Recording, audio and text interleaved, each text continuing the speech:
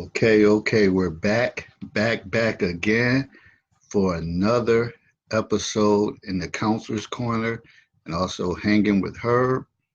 Um, Tonight, we're going to still ride out that theme with the open court session in the Counselor's Corner.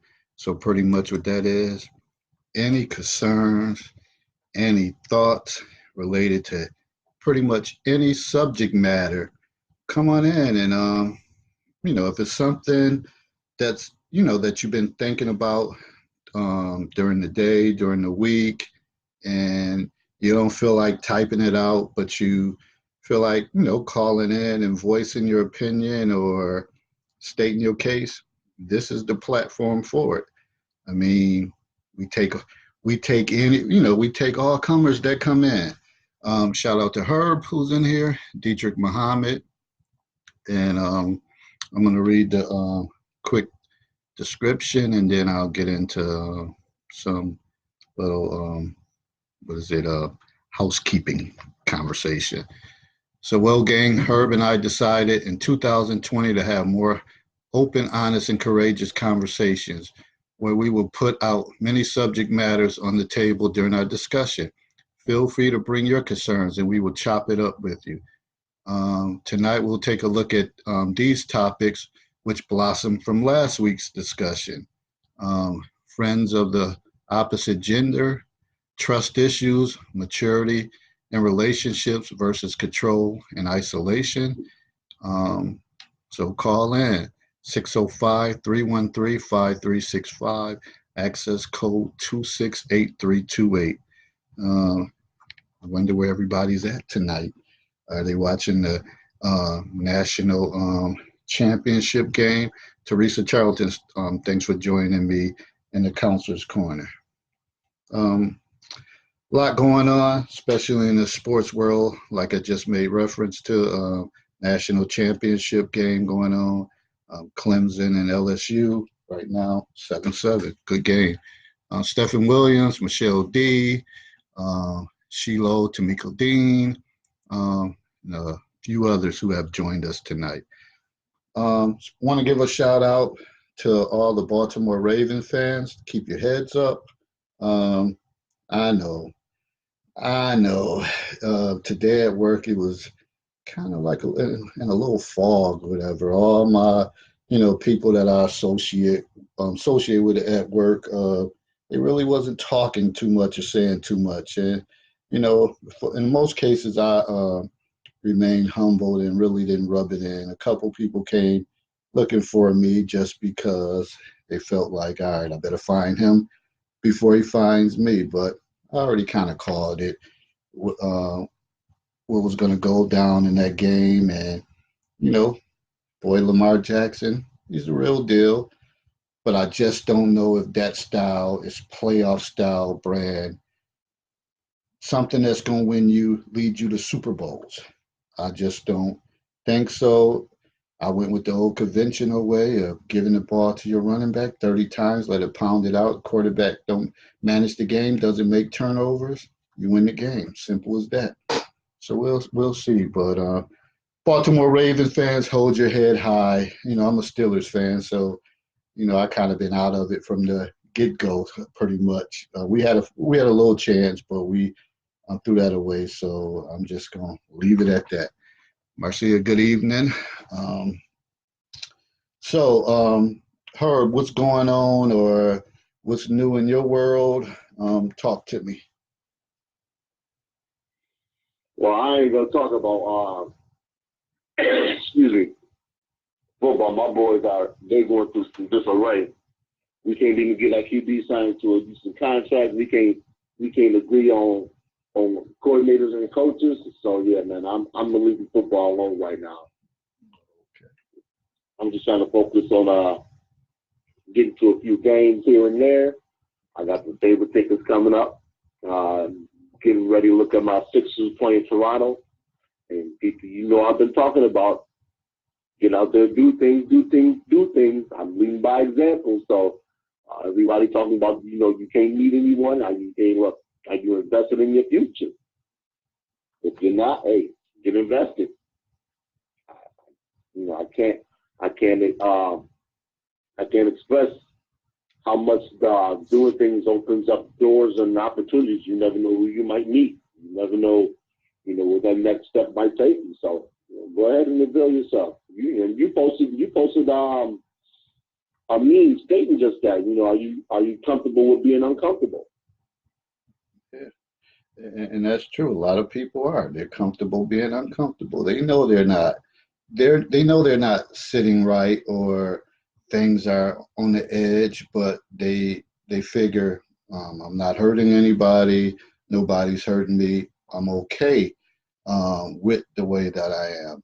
And that's why in 2020, it's definitely not. I mean, some of us, we go through and say the same thing year after year. I try to accomplish goals that I set out for myself. Uh, Sandra, thanks for joining. Aikisha, thanks for joining. Thelma, thanks for joining. Vicky Moore say, "Go Pack, go." Yeah, whatever. Sandra. What's going on, Sandra? So, Hi. hey, how you doing? Like I said, I try to set out goals for myself to accomplish. And my brother, he's on here. He's been talking about the this goal thing for a while. He's been saying, "Yeah, you better jump in it, jump in it." So I think the conversations are picking up about investing in gold. So I'm definitely gonna get on board, get me a package, start getting me a gram every paycheck, and just let it build up, and continue building up. If you want, then you need to get with me, holler at me. I'll refer you to my brother and uh, go about it because a lot of us will say we want to invest in something, but we don't know what to invest in, or we think, okay, you have to have so much money to make an investment when really it's not the case. You can start off small and just start building up your stuff. We need to do this, people. We really do. Because I keep saying, in this next election term, when y'all boy Donald J. Trump be back in the House again, oh, these next 4 years gonna be hell and back for some people. Yeah, you're getting back to the Yeah, game. you're okay. You're okay. I ain't gonna even go back and forth. But you could, in fact, you could tell me why you don't think he's getting back in. Because first of all, he lied too much, and what he did with that Iranian and that last thing, I think took everybody. If you look at the polls and stuff, he is like 40%. When he was at least 45, he still was going down. He's been going down for a minute. And I think the last one that I've seen, he was 40%. And the people that even voted for him is not okay with the things that he's doing right now or Okay. have done. All that stuff sounds good, but when it's time to pull that lever, we'll see what happens. I'm not saying I'm gonna vote for him. I'm stirring the pot, but I'm just saying I think he's gonna be back in. Yeah, a lot of people, a couple of us do. Let me add to that pot. I'm gonna put some salt in there for all you Democrat fans. Are you aware of what the numbers are regarding presidents who are sitting not being reelected to a second term? Yeah, they most likely do. Okay. Given that premise and the fact that the Republicans, they always show up in numbers. And the one thing the Democrats don't do is show up in numbers unless a situation like President Obama's exists. What do you think the odds are that he will not win, whether it's a very close election or another electoral landslide? I think that the Democrats is going to show up in record numbers, even our people. And majority, he can't. If he get our vote, he need us to win. And I'm hitting the pavement. Newsflash: no, he doesn't. Yes, he do. No, He need Real, us. He need all people of color to win. Yes, he do. He needs now, Spanish, Hispanic. He needs okay. the African Americans, and he needs like all these foreigners that's coming over here. You think you know who voting now? The Arabs is voting now. You think they finna vote for him? And they Yes. here by abundance. No, they're not. Do you want me to give you some reasons why they probably will? Well, Not to you know say what? they. I don't want to get into that conversation right now. Oh, because- you started. You went in a little deep now. It's a necessary conversation that must be had, and here's why. I have mentioned Dr. Claude Anderson. He has a book out, and I highly recommend this book. I have not purchased it yet. It's called Powernomics. One of the things that he discusses is politics and how we as a demographic, we must buy our politicians, because if we don't, we have no voice. Guess what New York State is doing right now? Right. And it's not necessary that you know. That's what New York State is doing. Right. They're making legislation. They're not making, I should say, they've already passed legislation that allows undocumented immigrants to obtain driver's license, Right. which is the first step in being able to register to vote. Now, to your point, and you made this point earlier, and you are absolutely correct, they need, or any Republican or any state that's heavily leaning towards the Latino vote, they need all of those people to vote for them to have a successful campaign. The caveat with that is this: there is a growing chasm in the Black Native American vote along gender lines. Number two, there's going to be a substantial cut in government-funded programs. So when the bases of these respective parties start suffering cuts, what party do you think is probably going to stand a great chance of winning? Okay, I understand. I hear what you're saying. I hear it loud and clear. But the thing that you're not hearing is he only got a couple more months to go. A few, to November before the election. And between then and now, there is a lot of things that's starting to happen.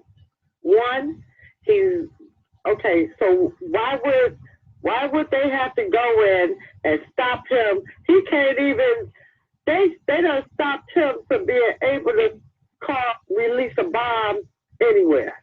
A bomb cannot be released until it's approved in the Congress or House, whichever one it is. He can't do it no more like he shot off and did this one, shot up Iran. Newsflash. That war powers resolution means absolutely nothing. He's allowed by the Constitution. No, he's not. He cannot. He has to get approval to have any war. He cannot go to war with nobody. Understand what the war powers resolution means. The president has always needed congressional approval to go to war. He did it without congressional and approval. because the Constitution gives him that right. What he did was not an act of war. If that's the case, then all the drone sites that President Obama did was an act of war. Understand what an act of war is. An act of war is actual legislation that commits the country to war. We are not at war. Don't be confused. If he had the right to go. Well, that's what any president that wants to go to war. That was starting with World War I. That was how the sinking of the Lusitania supposedly got us in. Same thing with World War II with the bombing of Pearl Harbor. They're saying that those respective presidents I can't remember who was president during World War One. But with World War Two, they were saying Roosevelt knew. They said they knew about the impending attack on Pearl Harbor. They said the decoded transmissions from the Japanese Imperial Navy had long been broken, but they needed a new catalyst to get the U.S. in there. Same thing with World War One. World War One, the country was in staunch isolation. I want to say it was Woodrow Wilson. So the Lend-Lease Act was signed to allow the U.S. essentially trading arms and weapons on both sides. People have to understand, in times of economic distress, at least with the United States, one of the ways to jumpstart this nation's economy is to go to war. Well, we got we got some comments from some other people on here. Made comments like someone doesn't know politics. They said both of them. Somebody said, what does that have to do with him winning? Newsflash, we are at war now and has been for 15 years. I hate when civilians discuss military operations. So there's a lot of other little side conversation. What'd you say? So Christina, I said, kiss my ass. I love when motherfuckers that have served in the military think they know more about foreign policy than people that don't. Yeah, I said it. Wow, that's a hardcore stance. And it's accurate. She doesn't know more about foreign policy than I do. Right, and she don't know what I know, so I don't know why she gonna say I don't know what I'm talking about. I watch it every day. I am into it every day. So. All right. People want to sit on the fence and take shots and not call in. Stop that nonsense. Show your face. They're requesting you to call in, Christina, to give your knowledge and your feedback. I'm gonna call up bullshit. No. She's not talking about you. She's talking about me. It doesn't matter. She said both of us. Oh, if that's the case, then that's the case. The motherfuckers think they're smart to the point that they outsmart themselves. They don't realize that just because they have you blocked, when they comment and somebody else comments back to them, their name appears. Well, please stay back. And the thing is, as you notice, I'm not gonna go back and forth. I threw that statement out there. No, you don't have to, Dave. I appreciate that. I handle it. No, the reason what I'm saying is because I know that's not my thing. Politics, the war, and any of that. I passed all my the American history, the world history, and all that with good grades. But that's nothing that I could pass on that conversation. But it makes for entertaining conversation. I don't know if she knows you, but she don't know nothing about me. She don't know if I'm a civilian or not. Mm-hmm. Well, this is what we wanted to have: open dialogue and conversation, because all of this stuff is important, and people need to know as far as who's going to win, who should be out voting, why you should vote, whatever. Because these next 4 years, when it comes in, I think a lot of shit is going to change. And I'm not one to do research. And I think what he did to Iran hurt him. Hurt his 2020 election. Prior to that, I thought he may get it with his lies and everything else. But after that, no, he messed up. And Vicky, that's the answer to your question. You were asking, what does it have to do with him winning? My concern when he announced his candidacy was his foreign policy, because of his lack of him being immersed in politics. Foreign policy is something that requires a very delicate hand, particularly when you're dealing with the Middle East and the U.S.'s history and involvement in the Middle East. So that was my concern, and true to form, that has reared its head. Now, in my personal opinion, the only way the U.S. really can handle anything in the Middle East with the core is to pull out. That's not going to happen because of the fact that we have oil interests in there, which goes in national security, even with the strategic oil reserve we have. That's not going to carry us to the point where we need to. If you think gas prices are high now, just imagine what the U.S. pulling out of the Middle East would do. Number two, and not spoken as much with this regime, it was mentioned a lot with Obama, is the support that we give Israel, whether it's military or economic support. Number two is the stability of I'm sorry, not the Suez Canal. Is the I'm sorry, I can't remember the Persian Gulf and the canal that it connects the two.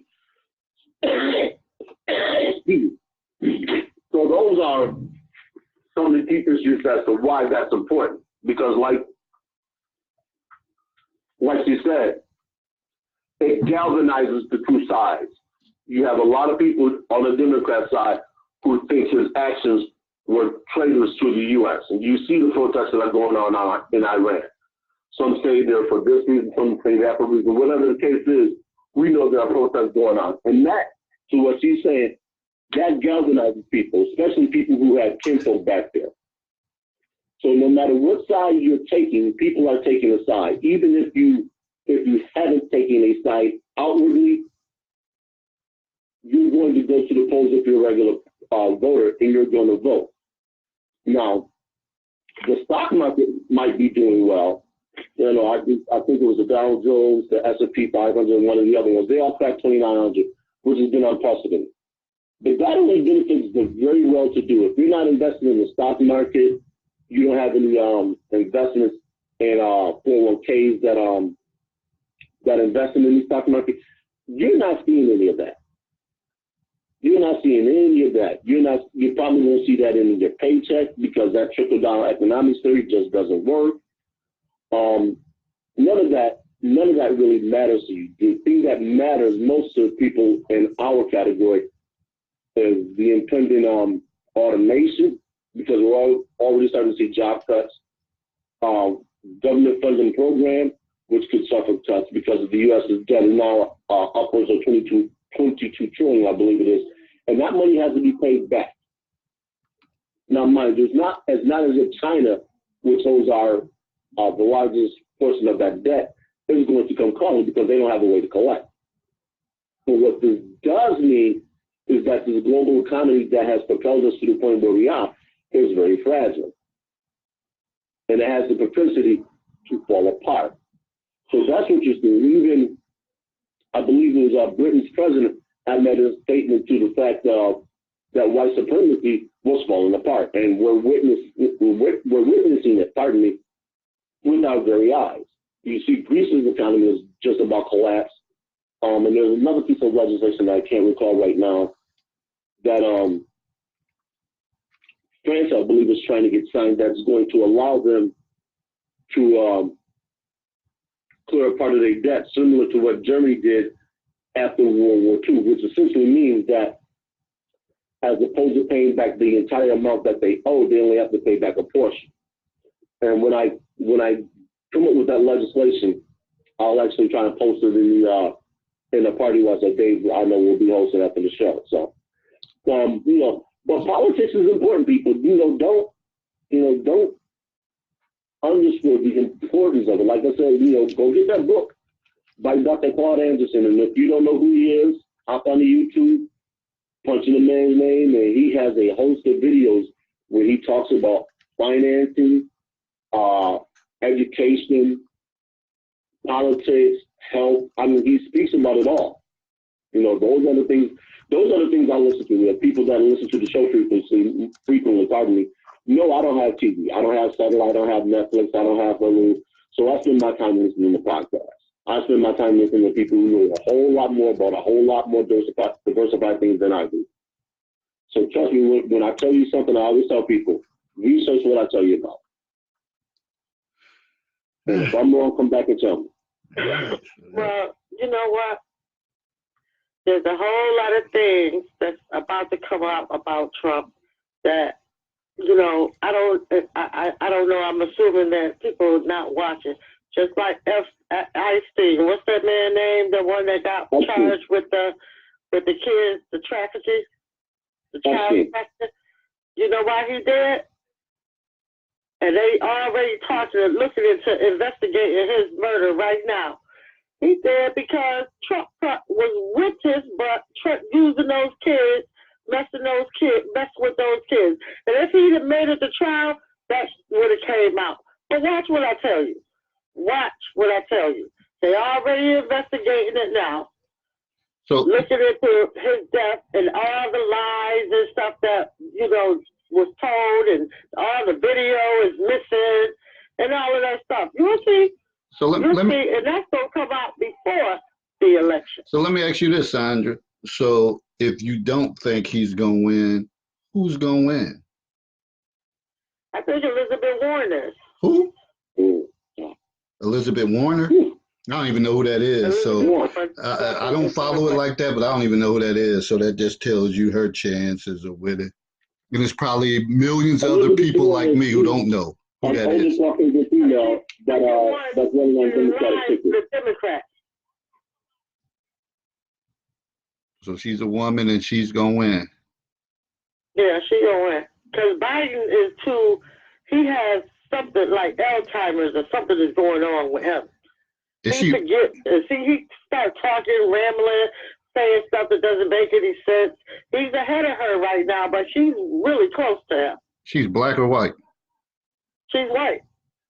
She's an older Caucasian female. I think she's in her late 50s, early 60s. If Hillary couldn't pull it off, why could she pull it off? The only person I think could pull it off. Pull it off because they didn't want her to pull it off. Only person I think could pull it off is Michelle Obama. They didn't want her in there. And he was done some crooked stuff, had them come up and talk about those videos, those emails. They found some more emails. Come on now. That's why. Well, I don't know. Elizabeth Warner. Becky Warner got to show herself. Does she got the finances to win? She ain't too far behind. Okay, all right.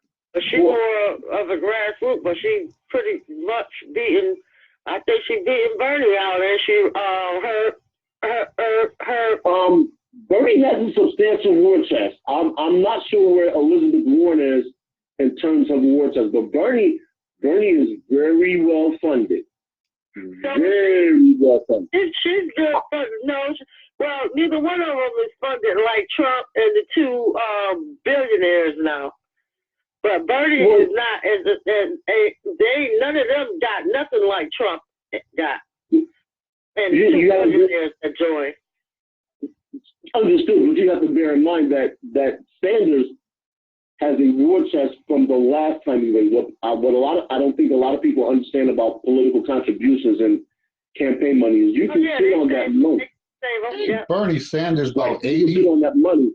Isn't he about 80 years old? Say that again, David. Isn't Bernie Sanders about 80? And he just had a heart attack. So he's out. Stop. I bet you know nobody said that. I'm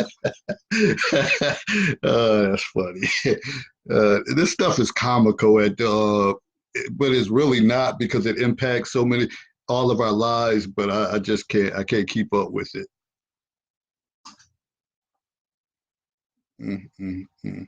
I'm looking at her campaign, her Elizabeth Warren's campaign page now. I'm trying to see what her war chest is estimated to be at right now.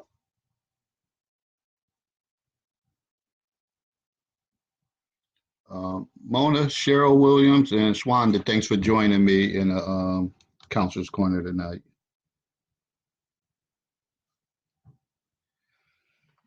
All right, yeah, it's definitely this was a heated topic. Are we still going to stay on this theme, or are we going to move on? Because I want to move on because I ain't gonna I'll hang up if I got to continue with this conversation. Well, no, it's not. Well, this is what number one, and I like politics, but that's a different topic for another discussion. what people don't realize is these types of conversations, they need to be had. Whether you have them with friends, whether you have them with enemies, they need to be had. Politics is a vitally important thing in this country. Politics is everything. And people will say, well, yes. People will say, well, how is that? You know, just recently in the city of Niagara Falls, we had a garbage tax passed. That was voted on by a city council. The city council is voted on by everyday people. That's politics. Your taxes going up because there's a budget deficit, voted on by who? The people that are voted in office. Your state tax going up, that was voted on by people that are voted in office. So I think a lot of people don't understand how far-reaching politics is in your everyday life. No state income tax, no state tax in Pennsylvania means clothing is cheaper. Burgeoning economy in Florida, that's because certain things are cheaper in Florida. Florida right now, I believe, is number 4 in population. They're poised to pass New York, which has been a stalwart in terms of population. New York is losing population to the point where it makes no sense. Same with California. And California is the hub of the tech industry. But things are becoming so unattainable for the middle class that they're moving out. Middle America is suffering the same thing. Automation is killing jobs in middle America. So they're moving out. You know, and this goes back to investment. You're looking for solid investment, real estate. I believe I may have said this before. Go invest in East Africa. China's moving in there.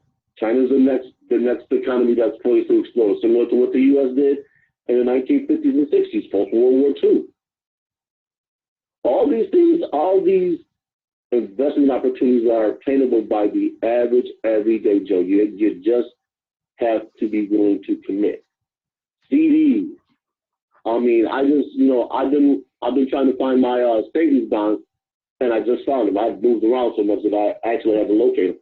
I have savings bonds that are Series EE. Now there's other series, and they're due to mature in, I think, another 11 years. And after that, I believe they'll still collect interest. So all of these things are in some way, shape, or form related to politics. And if you have a relationship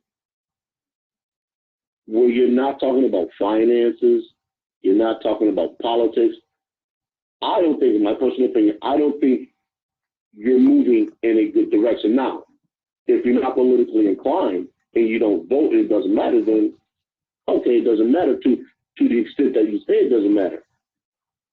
But when, companies start laying off and you can't figure out why, you say, well, the wealth in this country is constantly being squeezed so that the top 3% of the country's wealth is owned by a small percentage of the people, and the middle class keeps getting squeezed and squeezed and squeezed. You'll know why.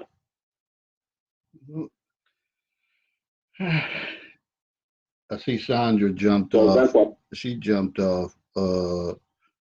And like you said, you're correct, Herb, that everything is politics to deal with it, no matter what shape or form. And if you're in a relationship, politics plays a factor in it on a daily basis. We know this, but some people don't like stuff to be labeled like that. They automatically just say, oh, I'm not into politics, but you are. If you're not into it in some shape or form, you're not into life or living or progressing. Swanda said, honey, women follow taxes, politics, real estate, and social economics. We can come back to that, but I'm gonna jump to this perspective from a male that one of my OG homies had wrote earlier. And some of you might say, who are these women or whatever the case is, but to me, they're women in their 20s, 30s, 40s, 50s. He pretty much said, some of y'all females only get attention from people that stay in bullshit. Shaking my head. Find other people to be around. That beef and bullshit is played out. The hell with who don't like you. Live your life and raise your kids without all the drama. Stop taking your kids to where you're getting screwed at and smoking at. Show them more. Get a babysitter. Most brown men don't want to be bothered with drama. That's why most of y'all are single and just called a fuck. So, Ebony Swanson, thanks for joining me tonight in the Counselor's Corner. So you may automatically look at that and say, okay, that has to be somebody younger. But the person who wrote this, he's in his early 50s. So I doubt if he's really talking about somebody that's 20 years old or something. So, that's another interesting thing as far as some of the things that's out here in these relationships. I mean, we talk about this all the time. And this was a perspective that, females only getting attention from people that stay in bullshit, like stay with drama. And we see it every day on social media, the drama. And one of the things that bothers me, and it don't really bother me, I'm just using that word, but people say, it's only Facebook, it's not real. You are fools if you don't think that this is real. It's real. It wouldn't be real if people post their medical concerns on here. People post grieving, funeral stuff on here. People ask for prayer on here. People post when they get jobs. They post their kids' report cards, any successes in their life. If they're down and out, they're asking for prayer. Sounds real to me. Sounds very real. You can sugarcoat it and slice it up the way you want to, but it sounds very real to me.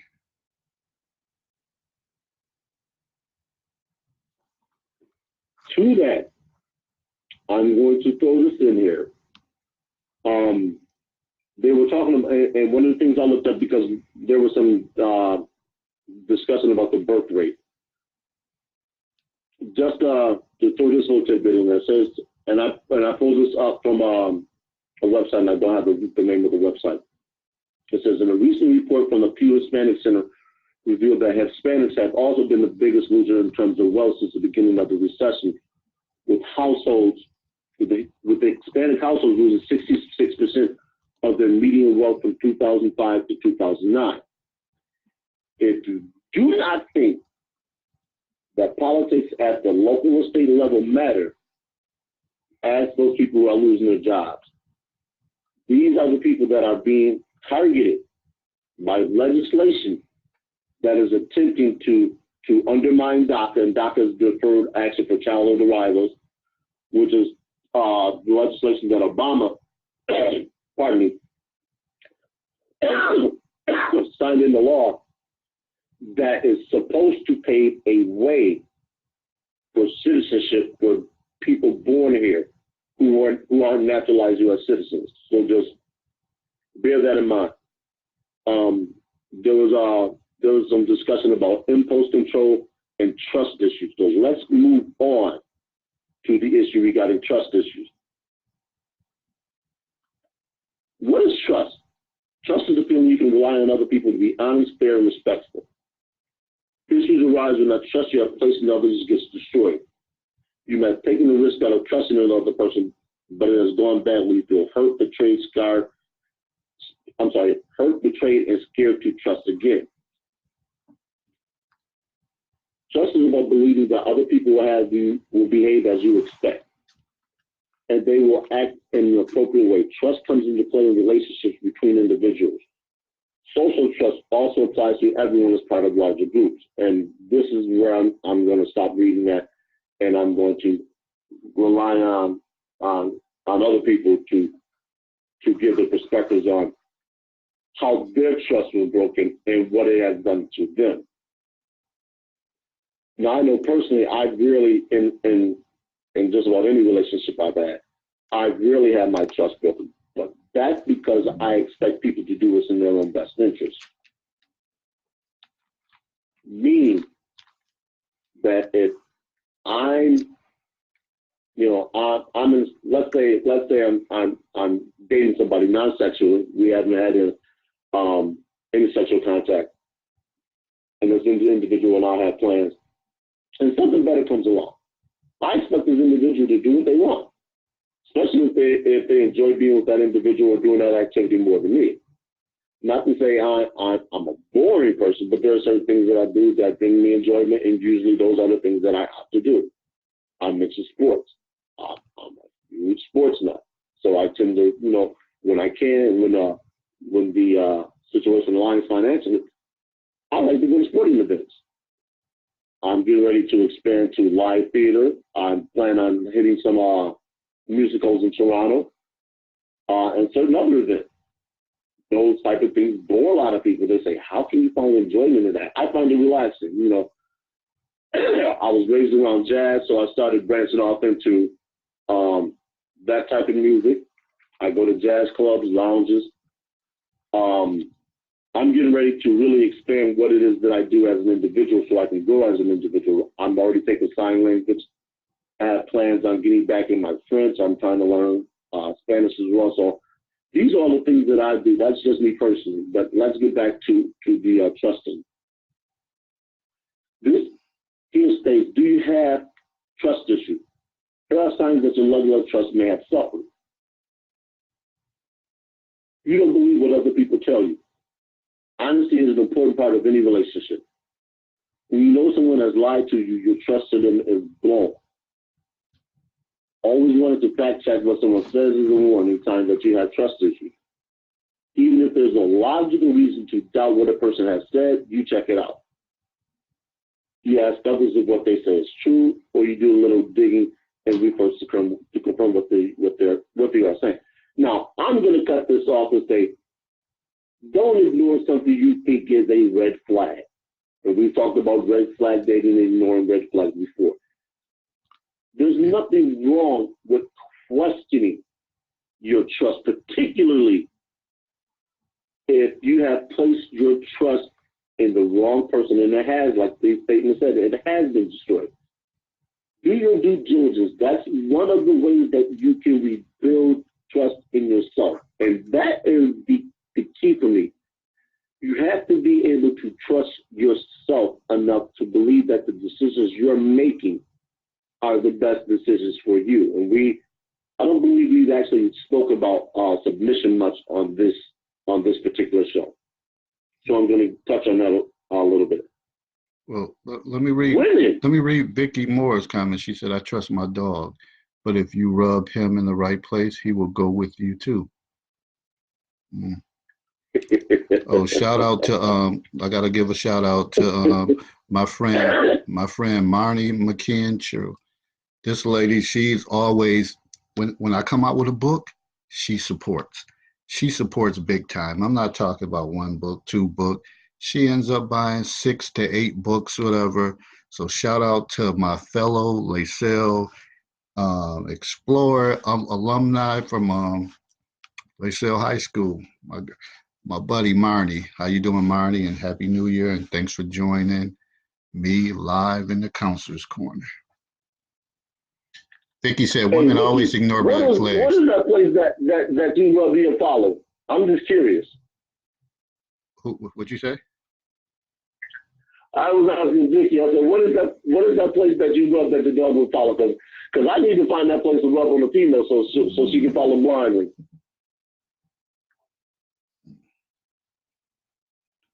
Well, I guess before we get into your petting and rubbing your dogs, I think I think a lot of it, I posted something this morning about expectations, and I made the post about expectations, saying pretty much your expectations. Sometimes we have bigger expectations for others than maybe we even have for ourselves, or our expectations are our dreams, something that we want to happen, and we place them on people not knowing if they're going to be able to come through.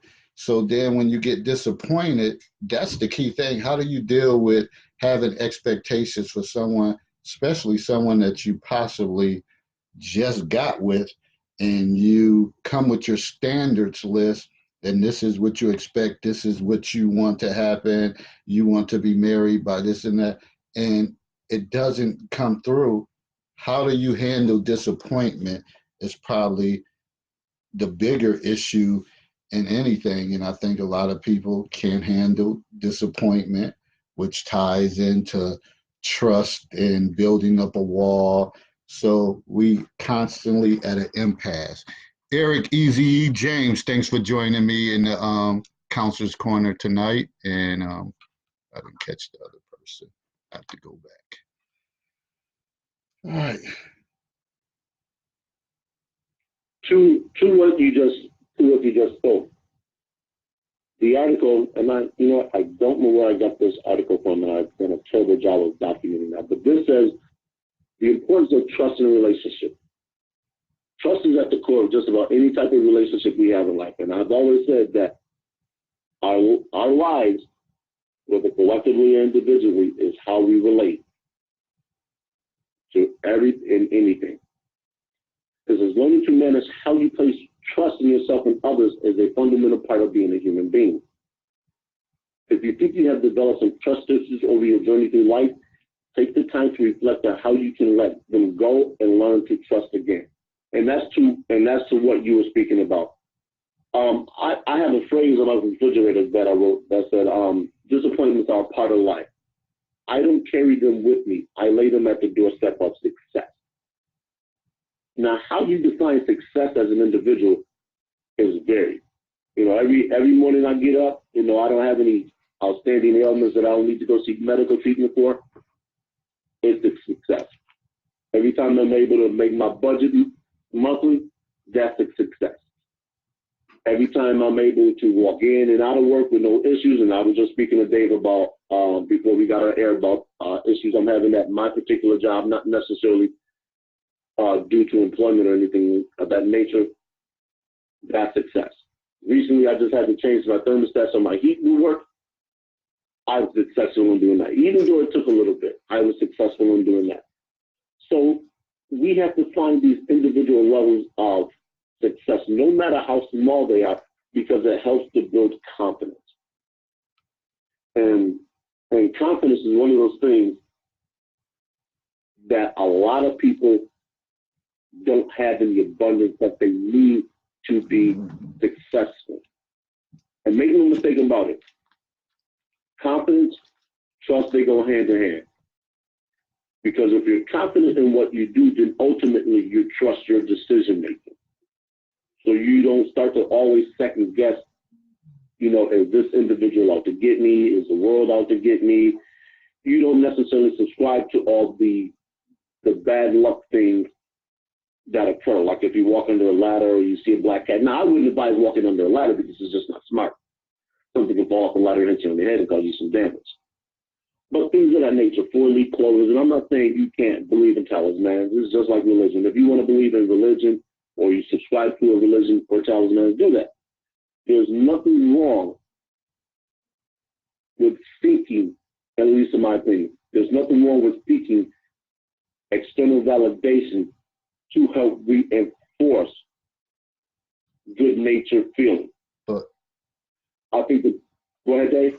When you speak on confidence, confidence is sort of built on successes. That when you start, doing something well, or you start showing improvement, your confidence, you raise your confidence. But what about those individuals that's always, and I spoke about this on my little No Friday Foolishness segment, what about those toxic people that are in your life that you just can't get rid of, whether it's your partner, whether it's your overall immediate family, whether it's your colleagues? How do people handle that toxicity that's constantly around them to be confident in something? I would say you have to limit your exposure. And I know that, you have a difficult coworker that, just makes your existence at work a living nightmare. Switch departments. Switch shifts. You might have to go so far as to get an in-work restraining order. What I mean by that is if you need to speak to your management or go to HR and say, listen, I can't work with this person. We just clash on everything. You have to essentially find a way to manage a bad relationship to make it palpable to you. I've been in some situations where I didn't speak to coworkers unless it was work related. And I'm good at doing that. I chose midnights for a particular reason to work because most people don't want to work midnights. The people that want to work midnights usually are of the same mindset. They come in, do their job. They don't want to be bogged down by the minutiae. They don't want to have to deal with the nonsense. They come in and they're just results orientated. So if it's not about the results, they're not into it. They don't want to talk about who's sleeping with who, office politics, this and that. So usually, and I stress usually, we find ourselves immersed in situations that we don't want to because we didn't see them coming. It's like the spouse that you don't like anymore, or the friend of your mate. We sit down and we ask ourselves, how the hell did I get in this situation? And the answer is simple. You didn't pay attention to what was coming down the pipe. And it happens. It happens to everybody. I don't care who you are. We've all woke up some morning and just asked ourselves, what am I doing here? Why am I here? Why am I not there? Well, the simple question is because you're not paving the road to get to that destination. Yeah. You build something, you can use it. Yeah, I understand that aspect, especially when you think about as far as on the in the job place. And I just had an interesting conversation today with my some 8th grade girls, but I'm not going to even get into that. And it was they're GT students, and they were kind of upset. They were I was having a mediation, and they were trying to figure something out between this and this other young lady. So it was about 3 or 4 of them on one side, and then it was the other one. And she was kind of like, any other questions? Y'all got any last minute statements? And then when they go to ask something, she wouldn't really give them opportunity to address their questions. So she kind of, I don't want to say stormed out, but she kind of had like a negative attitude. So when she walked out, they were kind of asking, like, how do we deal with her? Like, we're still going to have, she's still in our class. We take dance classes together. We got performances coming up. How do we handle this? Or when we have group projects, which were, legitimate questions that children have. And as adults, we have to figure it out so that we can instill those skills in them. Now, we talked about it, but of course, them being 13 or 14, they don't understand, still be professional and do what you need to do so that you could get your grades. They still thinking about the emotional side of it. Like, okay, she didn't want to answer our questions, so we're not going to speak to her. And eventually, like I said, it's going to end up impacting our grades. Okay, Sandra just joined us back in. Vicky said, toxic is the new sexy, for real, for real. That depends on how much you like that. Some people like it. Yeah, I refuse to deal with toxic people. I tell people my self game is outstanding. I'll cut you like a surgeon before you realize what's going on. I just at my age, I don't have the time to deal with what is termed as a negative Nancy. I just don't. I assume, reminds me of a part in the movie Tuskegee Airmen, where the character played by Lawrence Fishburne says, I would rather be by my lonesome than play with a bunch of jokers you can't figure it out. Then that's where I am. I really, there's like 2 people, at least males, that I surround myself with that are going where I'm going. One of those moved to Florida, and he comes back up periodically, and when we can, we get together. My other boy, he lives about a mile from me, and he's doing his thing almost got an appointment where he is, but it didn't work out. So now I'm on to another thing. But generally, when I'm out and about, I am by myself, just because of the nonsense that a lot of people engage in. I don't have the time for it. And me, I'm not going to tell you. I'm going to show you. I'm going to show you by walking away and taking my energy, my time, and my focus somewhere else. And that's what a lot of people have to do. There's an empowerment with being able to do that. And I think, and this is my personal opinion, this is not backed by anything scientific, I think a lot of people are afraid to exercise that power because they don't know what comes afterwards. So it's kind of jumping off the ledge without a parachute and not knowing where you're going to land or if that landing is going to be soft. A lot of us are risk adverse, particularly females, when it comes to certain things.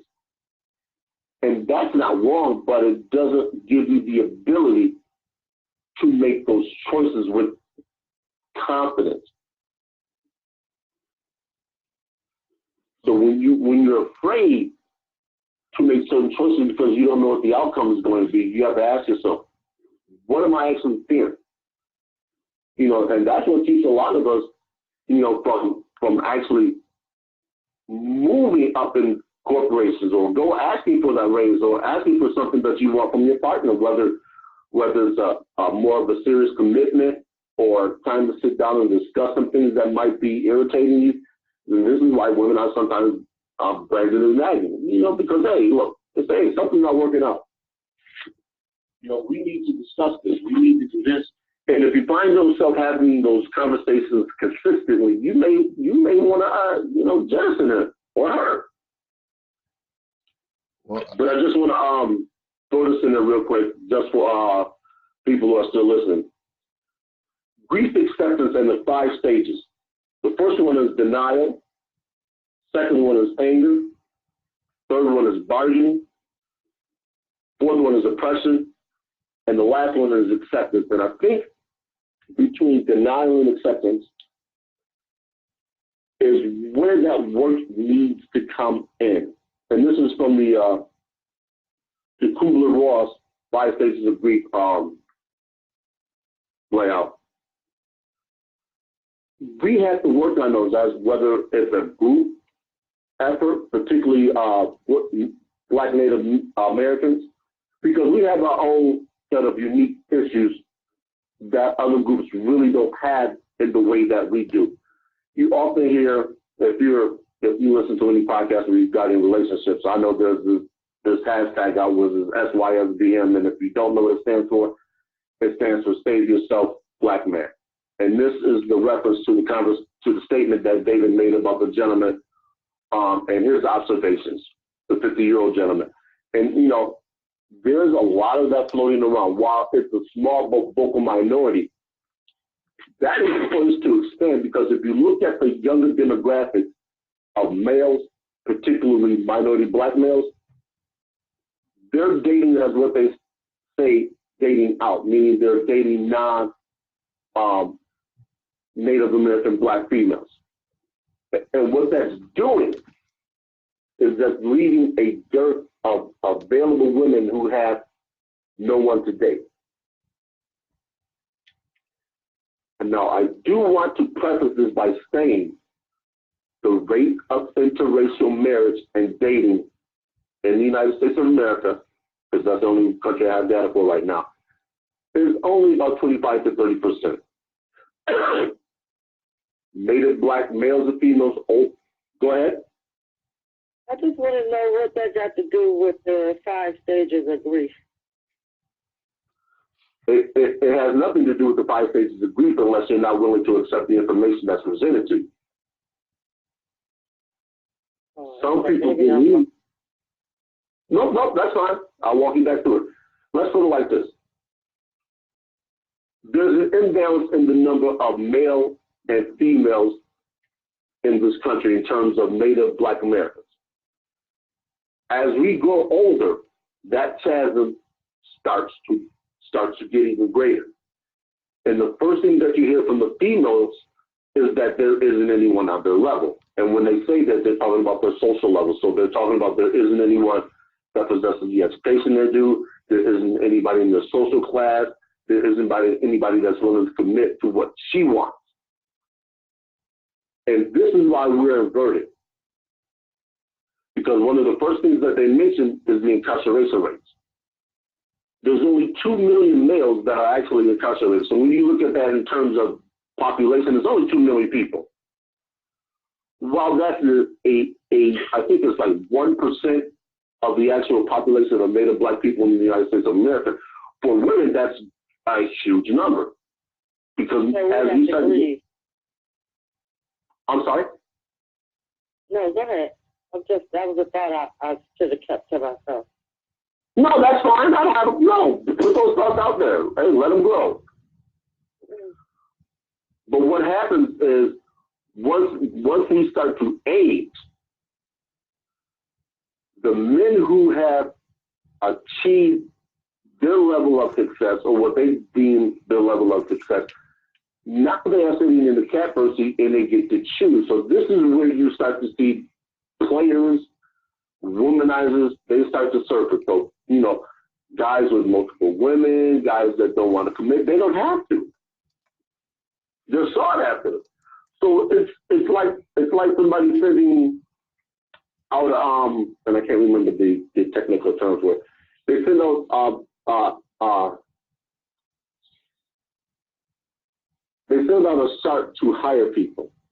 In essence, this is what's becoming of Native Black women, is they have to fight for a quality man. And some of you just like, you know what?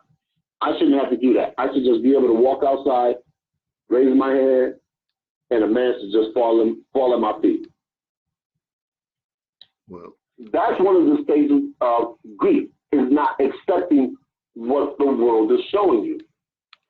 And because that does not align with what you want, you push back.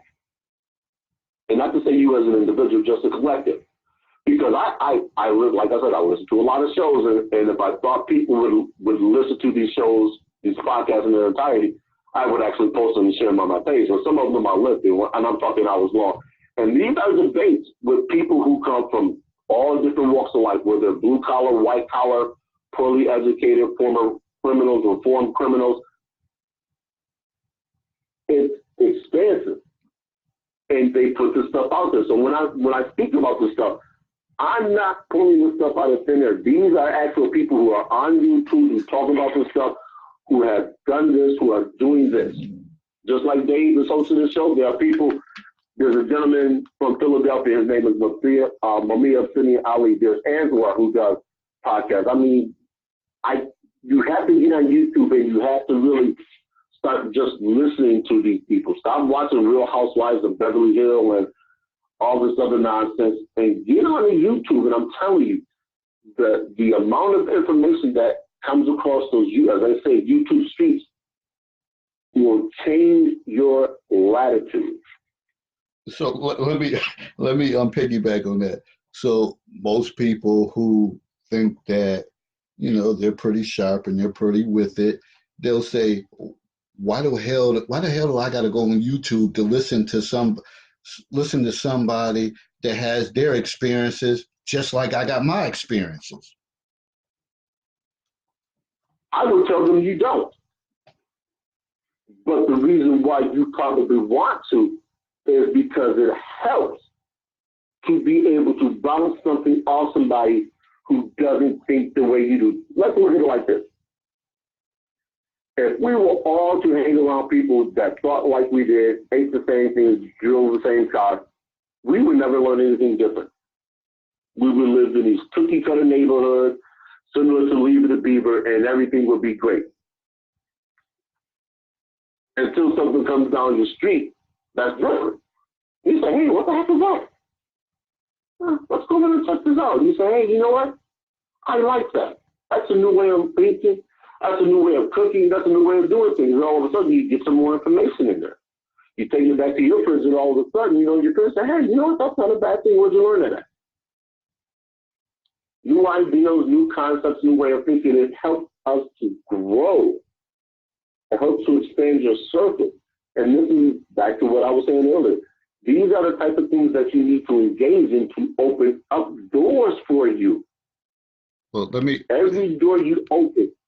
Go ahead, Dave. Oh, Swanda said, be careful about your source of information.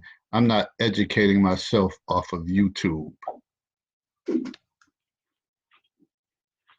And also, you're saying that we as women, we're not looking for love. We're looking for a man that has prestige, or that has made it, or has whatever. Yeah.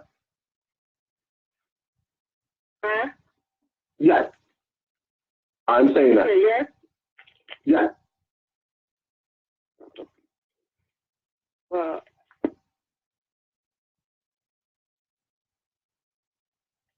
you disagree? no, I disagree with me because I'm the only one that can talk for myself. I would love to have somebody that's working on doing something positive in their lives as I am. But I also know that everybody is not cut out to be that way. So I'm not going to go out looking for, because if that's the case, then I'm looking in the wrong place in my own community and my own surroundings. I need to go somewhere where, you know, I mean, because I can't understand really what you're saying status, because of, I mean, I don't know. What do you define to me a man that has his stuff together, the one that's sitting on there and picking and choosing his women? What? Tell me what kind of life he has. I'm going to let you do that, but I'm where he is, where he can sit on the throne and pick his cheese at women. I'm going to let you do that, but I'm going to give you the guideline. Okay? What is it that you look for in a man?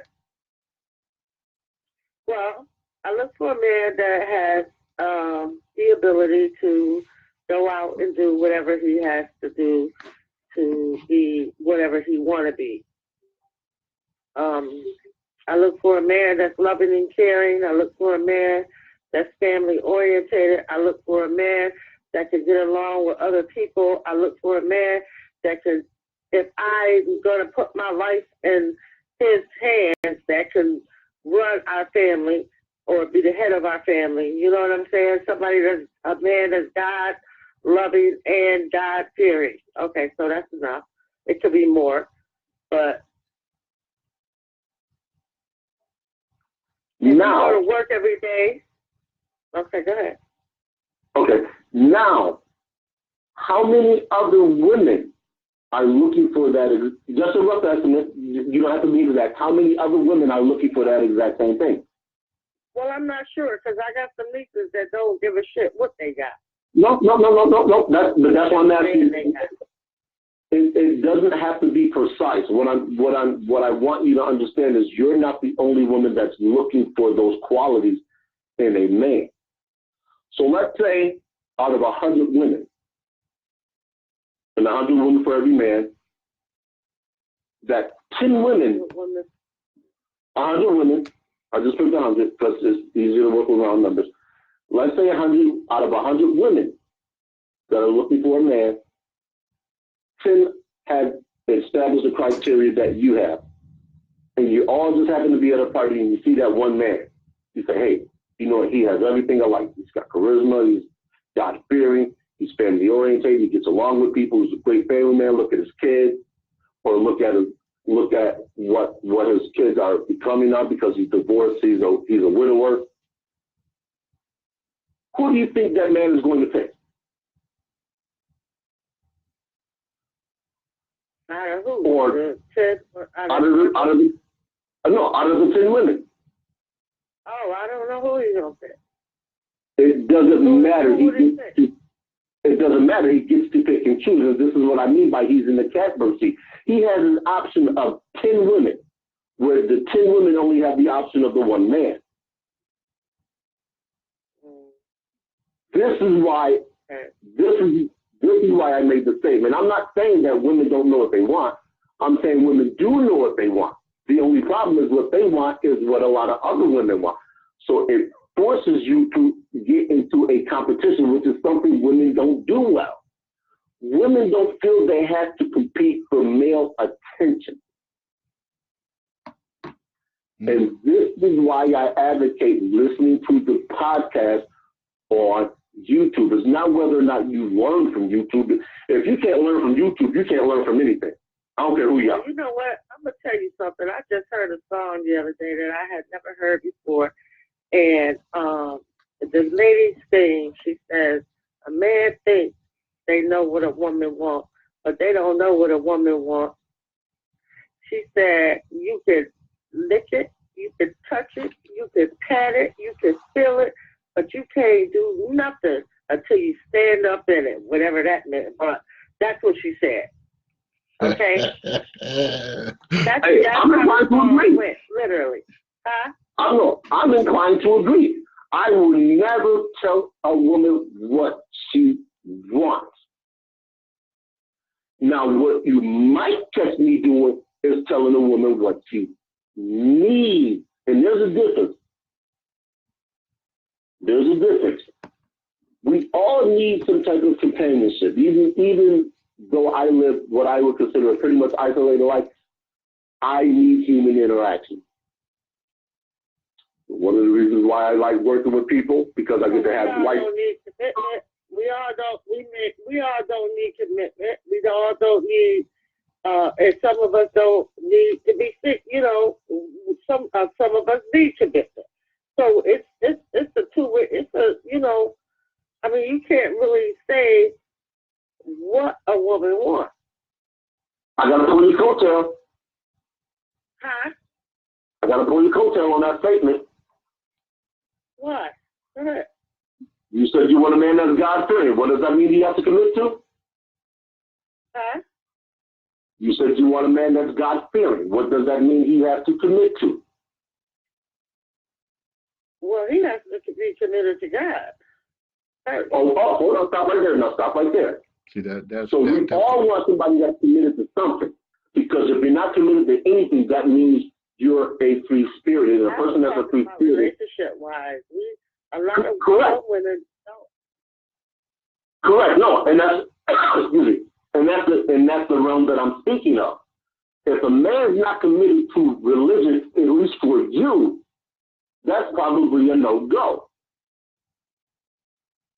Right. And that's your standard. That's what you stand on, and there's nothing wrong with that. But that's my point. If you have a group of women, a group of 9 other women, yourself included, which makes sense, and they're all looking for those qualities in a man, and they see them, and they're going after them, well, you have to say, okay, you know what? I got to step my game up. I have to do this. I have to do this. I have to do this.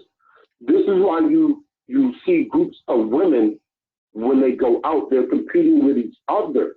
This is what they mean when they say, I don't dress for a guy. I dress for myself. Directly, yes, but indirectly, they're seeking male attention. Because if this wasn't the case, you wouldn't see women who had nice breasts with V-cut shirts on, scoop necks. You wouldn't see them wearing all this makeup. You wouldn't see them concerned and consumed so much with physical attractiveness. Because there would be no reason to. You can wake up in the morning and look like this and you walk out and get a man. Well, see, I think I'm past that stage where when I dress for myself. And I try to, every day I go out, I try to look my best. I got and to, it ain't I got to chime in sooner or later. I try to sit back. All right. For one, when people say, you know, I'm looking for a man that's God-fearing. Obviously, like we've been saying, dating is an interview. Some men will tell you the hell. I can never hear you. My bad. Can you hear me now? Yeah, loud and clear. I said, some man will tell you anything as far as God fearing. I think when you first talking about looking for somebody, I don't even think that should be in the equation. To be talking about I want a God fearing man and all that. What does all that stuff really It's mean? not. What does it really mean? And second, when people say, "Oh, I dress for myself," I tend to believe that that's a crock of BS too, uh, because I know if I'm going out and it's a place where it's a bunch of women, I'm not saying I'm dressing for no specific person, but you damn sure gonna put on something that you're gonna be noticeable, or that that you're gonna kind of separate yourself from anyone else. So to say, "Oh, I bought this outfit for myself," especially if you single and you out there and you're looking for someone, because other than that, keep dressing for yourself and you'll find yourself by yourself.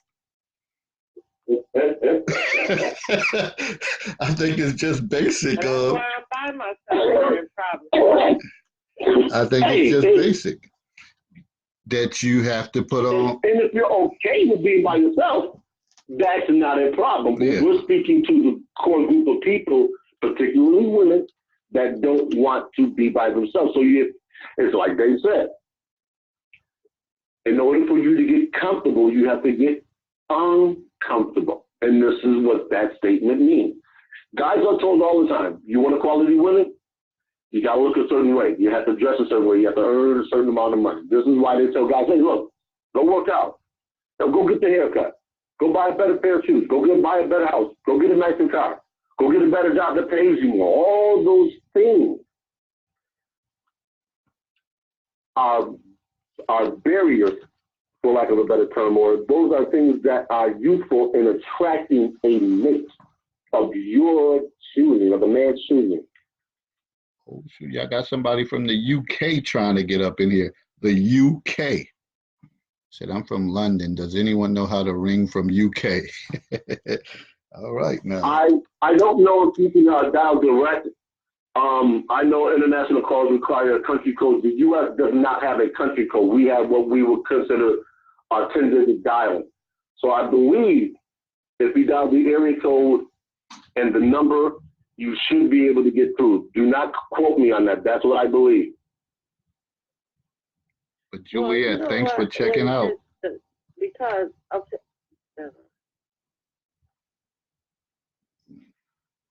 What were you saying, Sandra?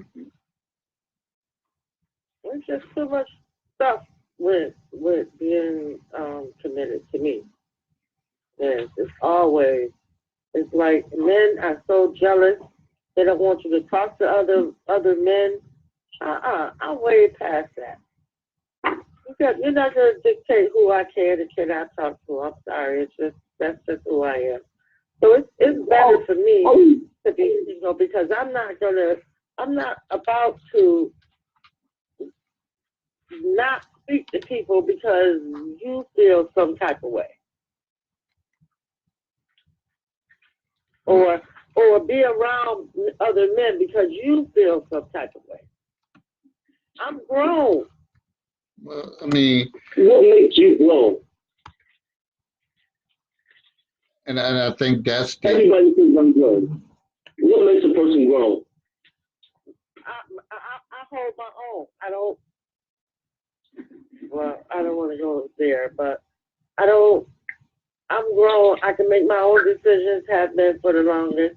I got my own career. I'm doing what I do, what I like to do, and I'm not letting anybody take that from me.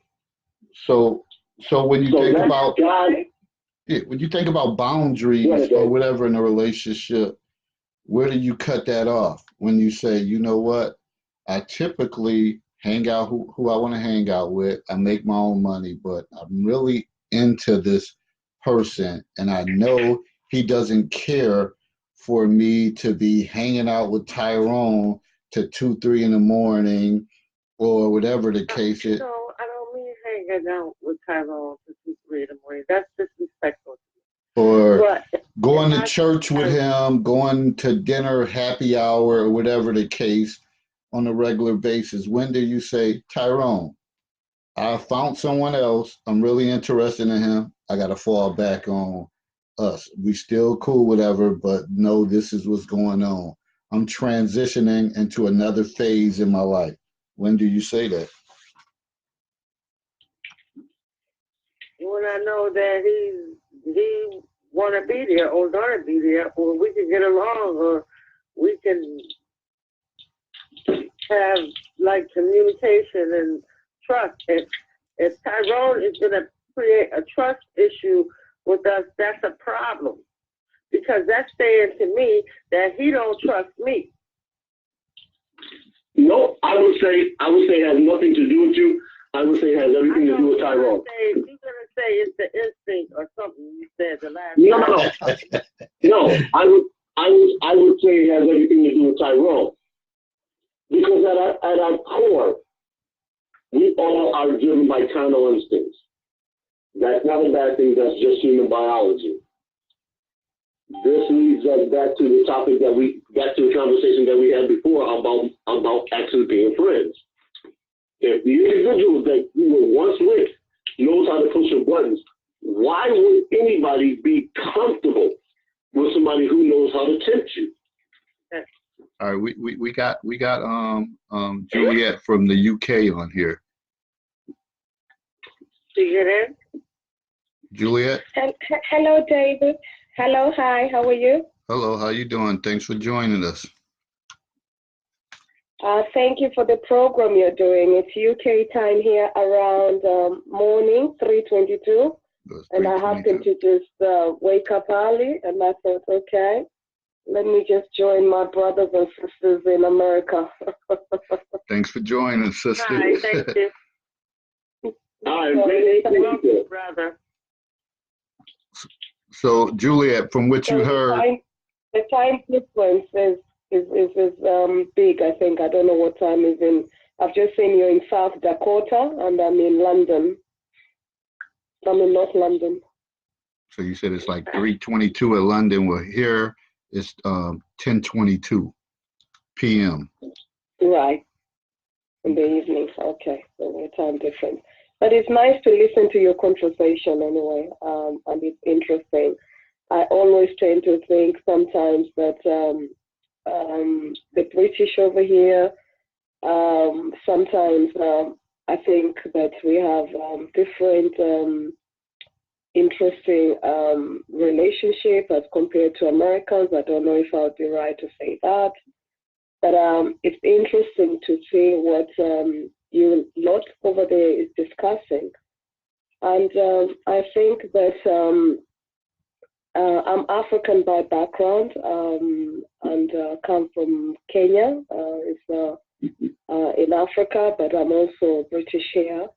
Mm-hmm. But I think in terms of relationship, I think it's both ways. I think respect is something that is important for us to respect each other. And sometimes I think that we need to be reminded of such and reflect that amongst ourselves as well. And I think the reason why sometimes if we look at lone parenting, even here in UK, maybe especially amongst the Black community, sometimes rises. I think as compared maybe to even Africa, but I think enlightenment. I think respect, the issue of respect and self-discipline is important. I think that also getting to know your woman and man is absolutely critical to any good, healthy relationship. And I think that I was doing a program on the 19th of December, and something that I'm reminded to remind people is self-love.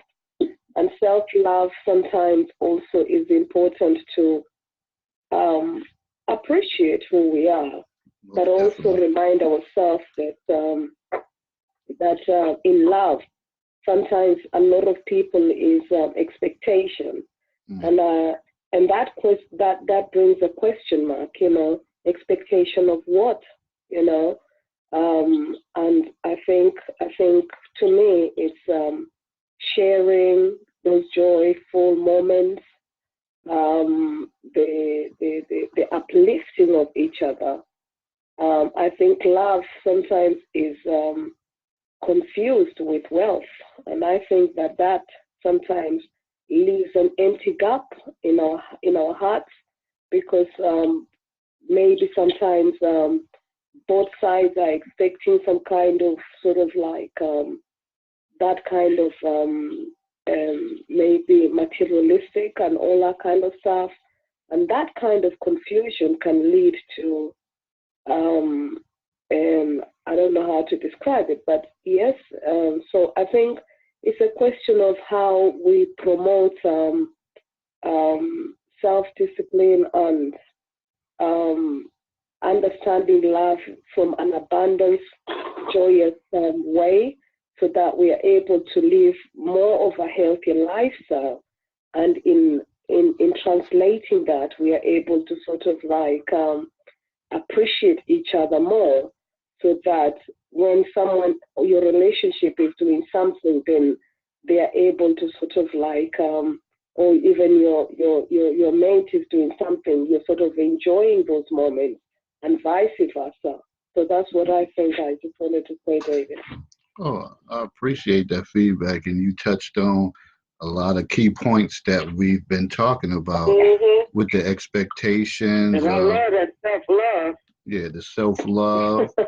knowing your personnel, knowing your mate and stuff. Right. This is stuff, Right. a continuous trend that we try to talk about. So it's amazing when you have someone calling in from the UK, across the globe, that this stuff is universal. It's not black, Yeah. white, Swedish, Asian. It's basic universal stuff that people need to focus on. Mm, So, indeed. I agree. And yeah, and as the gentleman was saying as well, if we have to understand, even as women, what our men like, one of you was saying that, oh, they wouldn't want to see a woman just walking anyhow. In other words, what that man is probably saying to you, I'm not comfortable walking with you like that. And as a woman as well, depending on, I mean, if men, I would like to sort of have a laugh and say men and women perhaps think differently. But I think it's getting to understand each other, and Right.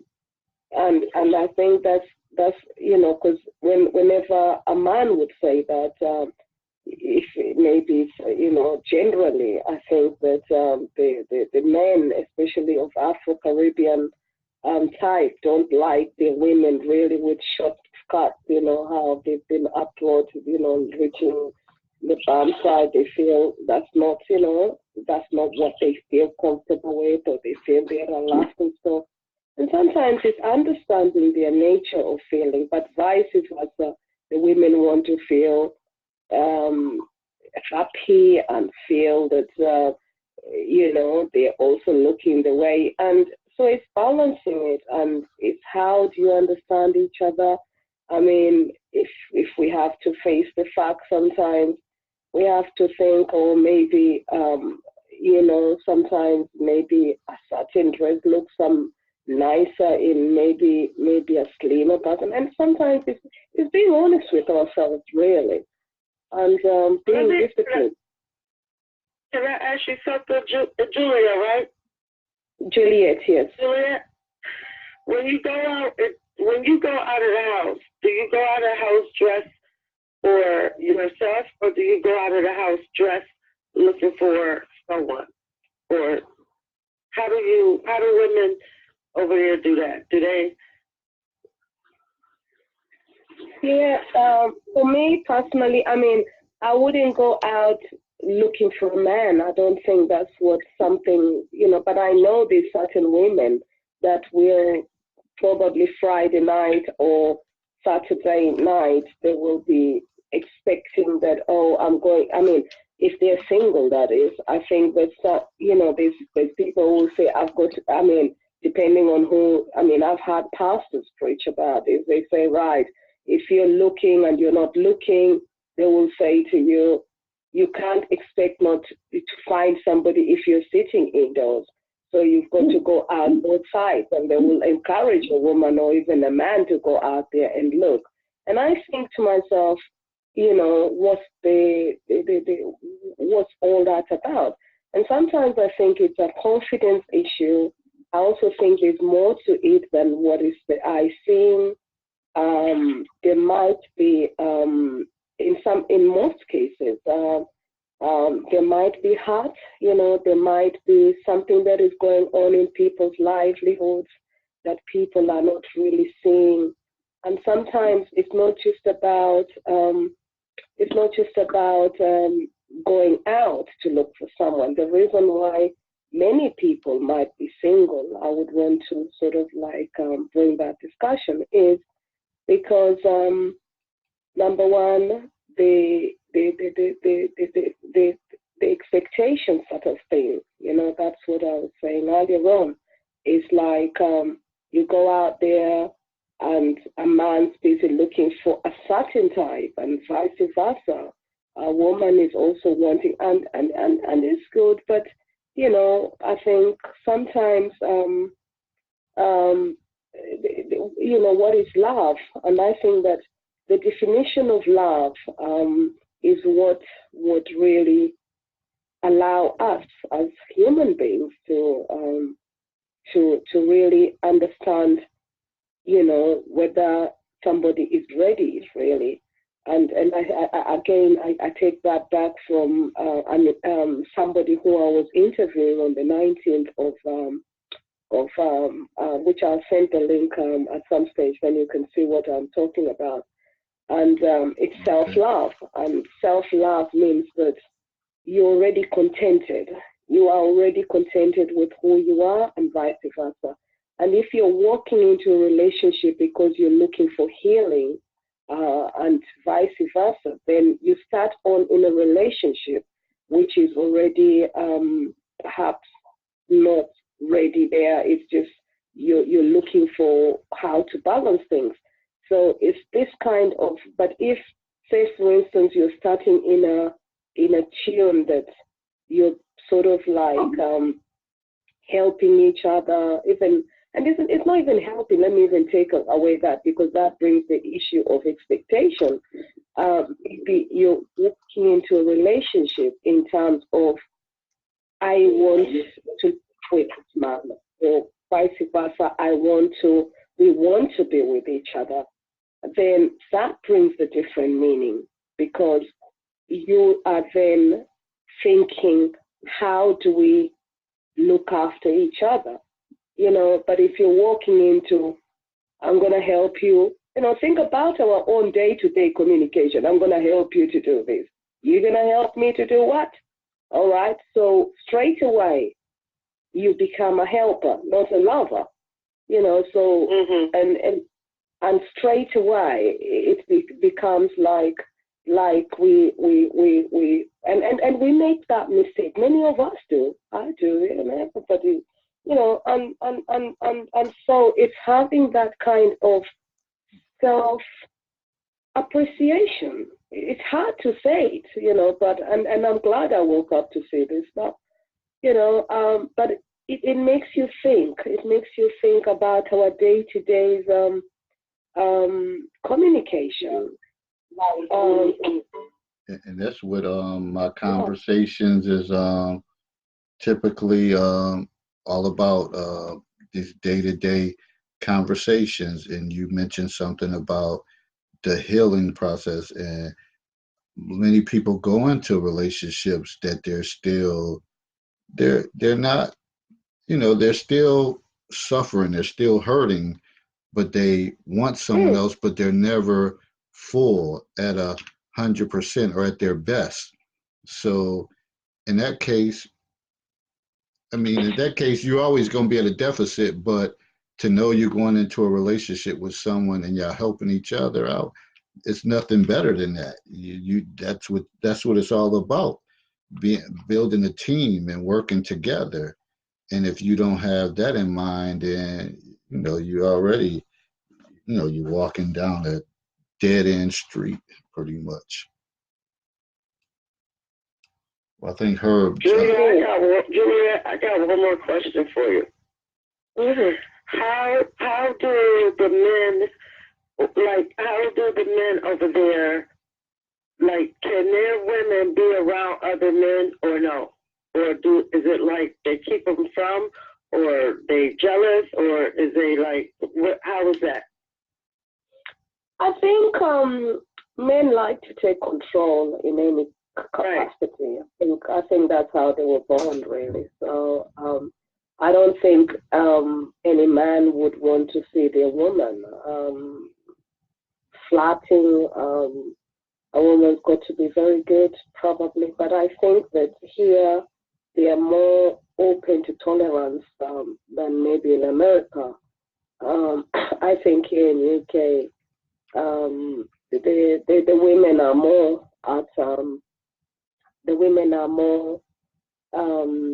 perhaps have got more freedom. That's what I think. I think in America here we don't have all these. We don't keep gangs, and I see a lot of stories back in America and all that. So I think here in UK, we have got more.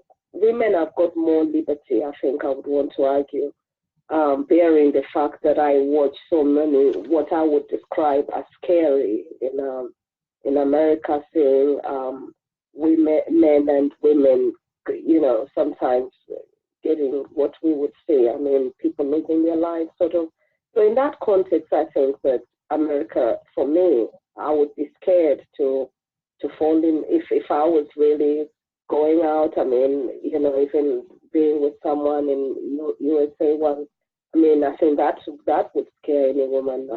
Here, but I think that the culture is different in that context. Here, women have got more, perhaps, freedom, but that doesn't mean that you won't see them fighting. You will see there's a lot of domestic abuse. When you really think about what causes that, is those kind of where a woman is blamed to have seen a man and vice versa, and that always causes domestic and vice versa.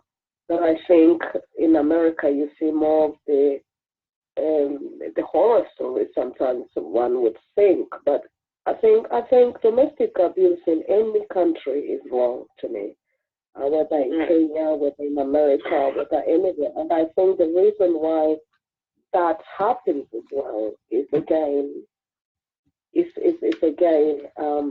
the issue we are discussing here today, the vulnerability of both sides as well, and that as well is something that I see, and then I also want to say that good women tend to find the kind wrong of men, and the good men as well tend to find the wrong kind of women. So this is, I don't know if you find that, but it's interesting. It's interesting. Sometimes it's like that, and I think that for me, I think it's not waiting for that kind of expectation anymore. I think it's the doing. It's just being happy, and if you find somebody who is happy, then at that stage, then you can click on being happy with both yourselves.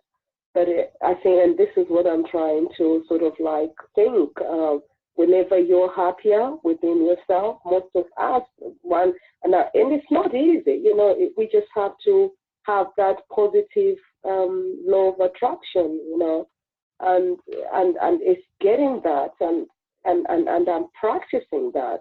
And I think that's what might help in future, because when you're meeting at a state that this is really happening, when you start getting down with those nitty-gritty bits, and this one happened and it went down like this and like that. Okay, so and then they're in their path trying to look for something fresh. You're in your path trying to look for something fresh. Okay, then what have you got? And if you end up a year, 2 years, 3 years still talking about the same thing, what you end up with, we have to really think about what we end up with, and that's where I say that, there is that healing that David's talking about, and it might be good because at that time you become each other's helpers. But going into a relationship, are we going in there as in that heated moment, or are you going there because you're trying to find comfort, and finding comfort at that particular time means that you're just getting away from another problem and entering another one trying to get comfort. And I see that as solving issues of confidence, solving issues of mental health, solving issues of stress and depression, solving issues of what is really going on into your life, and really both sides, and sometimes it's heavy, and sometimes, as women, sometimes women don't even have enough support schemes, or even women don't want to share their stories because of the labeling or stigma or whatever is around, and vice versa. Men are feeling maybe they failed, or they've been failed in a marriage, or maybe they just feeling used, and both sides might be feeling financial abuse, or feeling, and the toll takes on them. So you find that, for me, I think that kind of, there is that in atmosphere, and I sometimes ask myself, why do those things happen?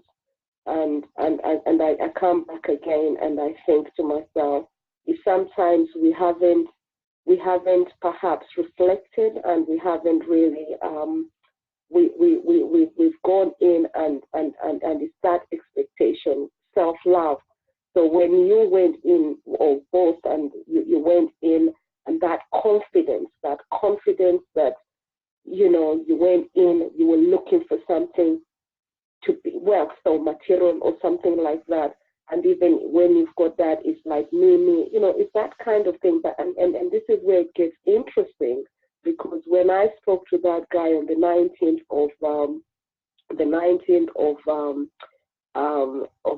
December, I was talking about a time to give, and that brought the conversation of love. And he left us with something saying, transforming your vibration. And I thought that was really a nice, lovely thing. So hashtag transforming your vibration, and mine's hashtag African Wonder Woman. And this guy was really like, transforming your vibration means that your flow of love. It means that you've got those, you've got it, and being and finding your true sense of purpose, and finding your true sense of being, and finding your true sense of a person. And it's through that, once we are confident enough, then we are able to attract the right kind of people. We are able to attract the right kind of personality that matches us. And it's when we are not operating from the beautiful frequency that we both need at that particular stage. It might mean that, you meet somebody that your frequencies at that particular time perhaps needs to be withheld. It needs to wait maybe until next month or 2 months, because there's a lot of healing going on. And when you're not having those right frequencies at that particular time, it becomes, I'm giving, and vice versa. And then when that starts like that, then what you find is there is already a kind of control and vulnerability. And it's that vulnerability, whichever side, that, and you might be both vulnerable anyway. So is that a good thing when you're both vulnerable? Somebody would ask me. Is that something that I think that, okay, you're both vulnerable now, what is next? Because you're both vulnerable. The question is, are you walking into this relationship because you're vulnerable, both of you? Are you walking into this relationship because you both want to start a new life?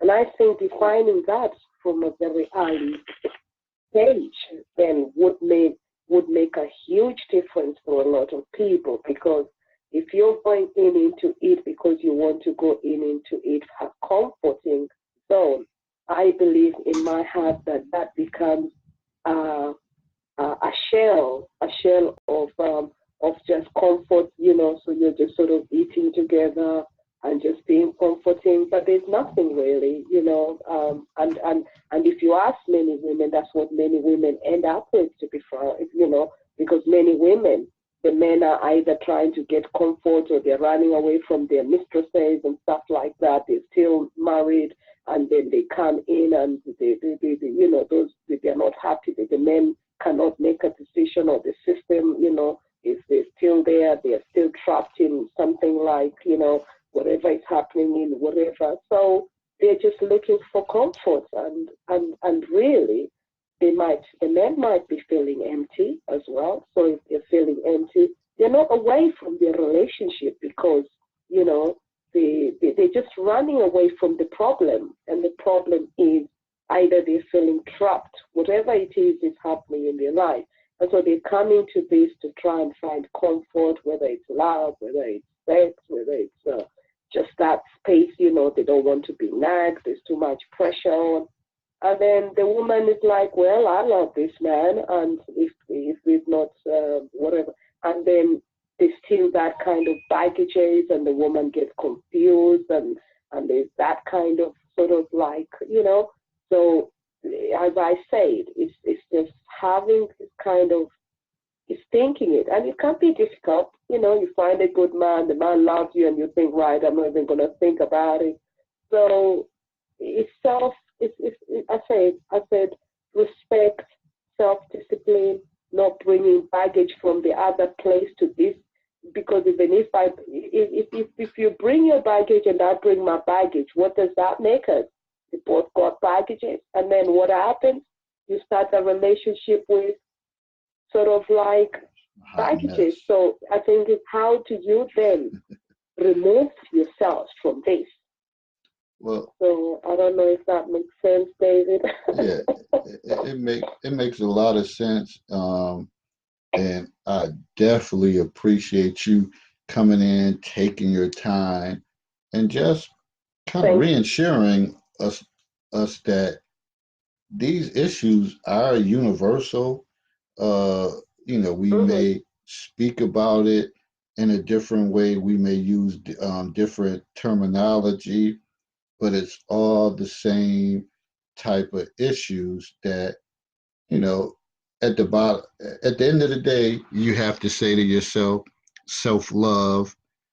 You got to love yourself before you can truly be that impactful with the next person. So I appreciate your perspective, which kind of lets us know that like these things are just not community based, family based, New York State based, Maryland based. It's all over. It's a global issue that we have to work through, and men are men and women are women, and the best thing you could do, you can't control a whole gender. The only thing you can focus on is being the best that you can be. And if we have more people with that mindset of being the best that they can be, then that's when you'll start seeing change. But hey, we've been on here for a long, long time, way over time. Usually we go to 10, a little bit after. But Juliet, I hope you don't be a stranger. I know we got the different time zones, but I hope that you come back on and kind of tune in and kind of watch, my live discussions, and feel free to join anytime. And I definitely appreciate you calling in. and showing the perseverance to stay with it, to be able to get through. Because I never had anybody call in from like the UK or anything like that. So that lets me Okay. know I'm doing something right. I'm delighted to have met all of you. I mean, I'm Juliet Macapila, and if you go to my Facebook page, it's African Wonder Woman. I'm beginning to put stuff in there, or Juliet Macapila, and I'll share this program onto African Wonder Woman so people can see as well. I think this kind of conversation is very good when it's brought in, and I'm delighted to have joined you. And I think what men and women, whichever country you're from, I think they're looking for the same thing. And I think love is something that is easy said, but I think it's one of the most difficult things that is practiced in whichever connotation we're looking at. And I think as men and women, we need to really think about what is love, and we need not to confuse, that's something else I should have said, like and love, so there's a difference between like and love. And so we need to, if you love something, you nurture it, you look after it. But if you like something, you can put it there and look at you can put it there and look at it and tomorrow. But when you love something, you begin to nurture it, and we need to really love ourselves as well, and remind ourselves that. And at that stage, we notice the transformation, like I said, is that frequency, and we begin to manifest True. the gratitude and abundance that is needed within our souls. And when we begin to translate that, then I think that we are able to really reflect and sort out our homes as well. And I think that as David was saying, the healing process is absolutely critical in terms of, and the support as well. I think that support, we need to differentiate between what is support from a husband or girlfriend or partner or whatever. I think we need to start using the right mechanism in our lives as well. If it is support mechanism, then let us use the mechanism maybe. And that's difficult sometimes. And that is why sometimes I say that, especially when it comes to Caribbean people, we sometimes don't have enough places for those kind of support systems, because sometimes people think it's family, but sometimes it cannot be family, because some of the families have also got those kind of broken systems.